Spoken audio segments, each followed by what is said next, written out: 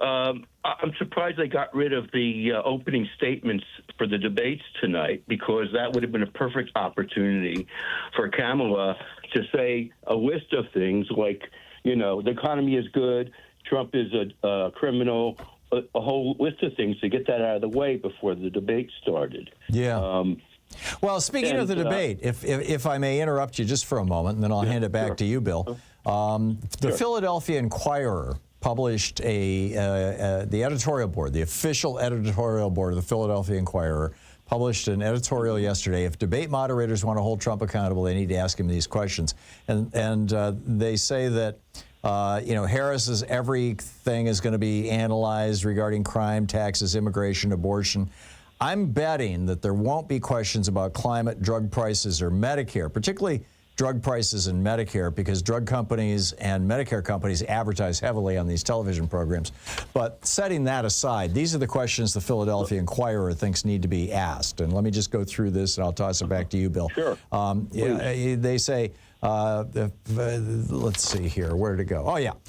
Number one, Egypt allegedly gave you a $10 million cash bribe. Will you will you publicly make documentation available demonstrating that they didn't? Number two, you flip-flop your position on abortion. Would you please clarify your position? Number three, you want to prosecute, you've called for prosecuting Joe Biden, executing Mark Milley, and jailing Liz Cheney. Are you going to follow through on these threats? Number four, you worked to kill a bipartisan bill the Biden and Harris supported that included the toughest immigration reforms ever. What is your stance on immigration, or is this just trying to score points? Why don't you want real solutions?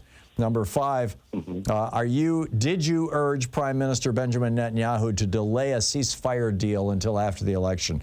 Number six, you claim to know nothing about Project 2025, and then they go through a long list of things that he supports that are all basically Project 2025 things. You know, so what's your position on that? Number seven, if Harris is as radical as you claim, then why do more than 200 Republicans support her? Which is a hell of a good question. Number eight, cabinet. Right. Number eight, well, why have so many of your own cabinet members not endorsed you, including Vice President Mike Pence, Mark Esper, Defense Secretary John Bolton, et cetera. Number nine, how will you improve the country? Number 10, you boasted you did nothing about guns when you were president. After the assassination attempt on your life, are you rethinking that? Number 11, you constantly criticize Biden's economic policies, yet he added more jobs than you did, and the stock market has reached record highs. How will your economic plans help people? Number 12, you watched the insurrection on TV for hours and did nothing. Do you wish you had done more to stop the violence? Number 13, why do you continue to bow down to Russia even as they commit war crimes in Ukraine?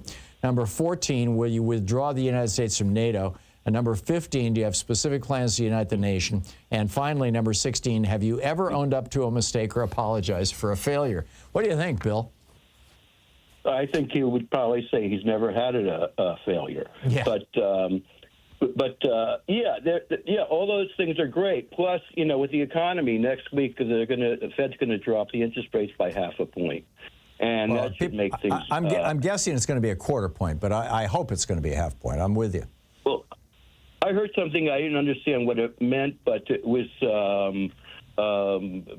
50 bonus points, they called it. 50 basis points. A basis. Think of a basis point as like a penny out of a dollar. Out of 1% is 100 basis points. So 50 basis points means 0.5% or 0.5%. Right. They even called it 50 jumbo points or something like that. But anyway, one last thing. There's been no mention of COVID, and I don't understand why we don't have a memorial for the 1 million Americans who died and remind Trump of that. That he killed off all these people. Yeah, I agree. This morning, Mike Johnson led this memorial for the 12 guys who died in Afghanistan. And again, this is just a naked partisan attempt to clean up Donald Trump's stunt at Arlington.